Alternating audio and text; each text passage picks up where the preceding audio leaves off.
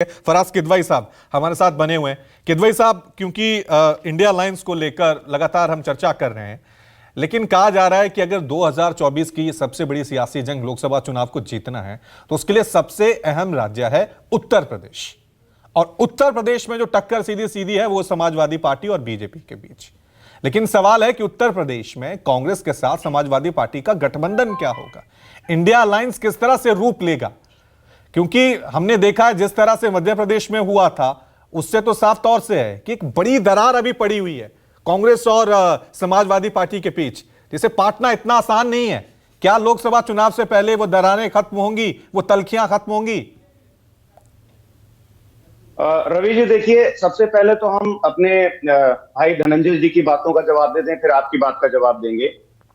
धनंजय जी ने बोला कि अभी आदरणीय प्रधानमंत्री जी के शासन में 60 करोड़ लोगों का जीवन स्तर जो है वो बहुत अच्छे से सुधर गया है। अब मैं इनका जवाब और आपका जो जवाब है वो मिक्स करके दूंगा कि सीटों और मुद्दों पर इसलिए भी बात बनेगी कि आज जो देश में गरीबी और खासकर बेरोजगारी जो है वो भयंकर तरीके से देश जूझ रहा है। पहले हम रवि जी पावर्टी की बात करेंगे। धनंजय जी, आपको मैं बता दूं कि आज फैमिली पावर्टी भारत में इतनी ज्यादा हो गई है कि 19 करोड़ लोगों ने आज काम ढूंढना बंद कर दिया है और 18 करोड़ लोग ऐसे हैं जिनके पास ढंग का काम नहीं है। यानी कि 32 करोड़ लोग ऐसे हैं जो 140 करोड़ लोगों को सपोर्ट कर रहे हैं। इसका मतलब यह हुआ कि एक आदमी के ऊपर 5 लोगों की जिम्मेदारी।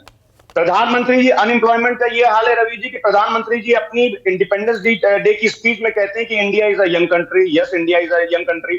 और इंडिया में 35 साल से कम के जो लोग हैं, जो नौजवान हैं, वो 90 करोड़ हैं। लेकिन इंडियन एक्सप्रेस में 22 अगस्त 2023 को एक बड़ा शानदार आर्टिकल निकला था जिसमें इंडियन एक्सप्रेस ने लिखा था कि work force is ageing rapidly. कल ये आप देखिए, रघुराम राजन जी का एक आर्टिकल छपा है इंडियन एक्सप्रेस में ही, जिसमें इन्होंने लिखा है कि if growth rate is not more than 6%, India will remain lower middle economy in 2047। कभी अमृतकाल की बात करते हैं। एम्प्लॉयमेंट रेट की अगर आप बात करिए तो पिछले 7-8 साल में 29% से घट करके 19% हो गया है। अब आप ये बताइए कि अभी धनंजय गिरी जी बता रहे थे कि 60 करोड़ लोगों का जो है जीवन स्तर सुधर गया है। आप देखिए कि हम अपने देश को बोलते हैं ना कि हमारा देश जो है वो यंग कंट्री है, 65% पॉपुलेशन जो है वो यंग है। ये हमारा डेमोग्राफिक डिविडेंड हुआ करता था। लेकिन आज रवि जी डेमोग्राफिक डिविडेंड जो है वो डेमोग्राफिक लायबिलिटी बनता जा रहा है। And we are moving towards ninja generation that is no income, no job and asset for the youth. हम बात करेंगे 15 से 29 साल के उम्र के बीच की, तो पिछले 6 सालों में ये करीब 2.5 करोड़ से ये पॉपुलेशन बढ़ी है। लेकिन आपको जानकर के हैरानी होगी कि इनका एम्प्लॉयमेंट 31% से कम हुआ है। पॉपुलेशन 2.5 करोड़ से बढ़ती है, लेकिन जो जिनके पास नौकरी थी वो 3 करोड़ से कम हो जाते हैं। ये मोदी जी की गारंटी है। यूथ अनएम्प्लॉयमेंट रेट जो है इस टाइम 23.22% से चल रहा है। सौरभ जी, आप चुप रहिए, आपका नंबर आएगा।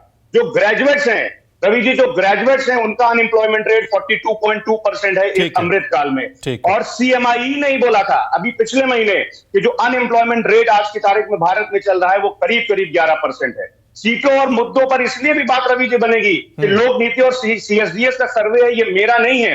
देश का 36% यूथ कह रहा है कि आज देश में सबसे बड़ी जो प्रॉब्लम है वो बेरोजगारी की है। आपने देखा कि संसद में अभी क्या हुआ, ये बात करते हैं कि देश की सुरक्षा की। अरे संसद में बेरोजगार युवक कुछ कूद जाते हैं और इतनी अप्रिय घटना कर देते हैं कि हमको याद आ जाता है आज से 20 साल पुराना किस्सा। ना तो ये देश की सुरक्षा ठीक से कर पा रहे हैं, ना बेरोजगारों को रोजगार दे पा रहे हैं, ना ये महंगाई पर कंट्रोल कर पा रहे हैं। प्रधानमंत्री जी रवि जी टीवी पर आकर के बड़ी बड़ी बातें करते हैं, लेकिन जो जमीन पर होता है चीजें उससे बिल्कुल इतर होती हैं। लेकिन किदवई साहब, धूमधाम से किदवई साहब, आप कह रहे हैं कि जमीन पे कुछ और होता है। आपने आंकड़े दिखाए, आपने मुद्दे दिखाए। इन आंकड़ों और मुद्दों से मैं नहीं कह रहा हूं ये गलत है, सही है, लेकिन जमीन पर जब चुनाव हो रहे हैं उत्तर प्रदेश में, लोकसभा चुनाव में मायावती के साथ आप आते हैं, करारी शिकस्त हो रही है। जमीन पर जब चुनाव होते हैं यूपी में, तो विधानसभा चुनाव में अखिलेश यादव को फिर करारी शिकस्त मिल रही है। तो ये मुद्दे क्या सिर्फ आप मैसेज वो पहुंचा नहीं पा रहे हैं यूपी की जनता तक, देश की जनता तक? क्योंकि आप कह रहे हैं हमारे पास ये मुद्दे हैं, इतनी बेरोजगारी है, इतने युवा को नौकरियां नहीं मिल रही हैं, तो वो वोट में तब्दील क्यों नहीं हो पा रही हैं?